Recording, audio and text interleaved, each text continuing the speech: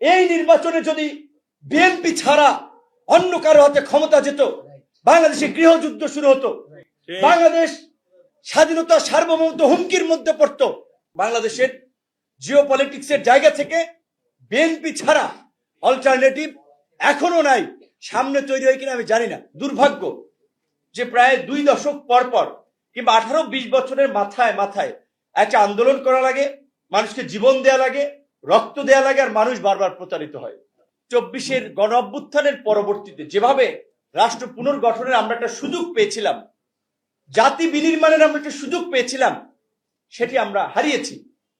এর জন্য কতিপয় ব্যক্তি ইতিহাসের কাঠগড়ায় অপরাধী হিসেবে দাঁড়িয়ে থাকবে।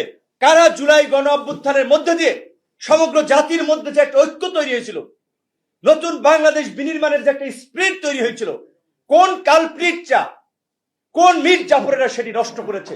কারা তার জন্য দায়ী? ওই আওয়ামী লীগের মুক্তিযুদ্ধের এককেন্দ্রিক বয়ানের মতোই এই জুলাইয়ের পরে আমরা দেখেছি আর একটা এককেন্দ্রিক বয়ান তৈরি করে অন্যদেরকে মাইনাস করে আপনার কিভাবে আপনার রাষ্ট্রীয়ভাবে তারা রাজনীতির নামে কিংস পার্টি গঠন করেছে, যার দায় ডক্টর ইউনূস এবং তার উপদেষ্টা পরিষদ এড়াতে পারে না। জামাতের অবস্থান বিবেচনায় আওয়ামী লীগ ইন্টারন্যাশনালি এটাকে ইস্যু করে, এটাকে সেল করে রাজনীতিতে কামব্যাক করার চেষ্টা করবে।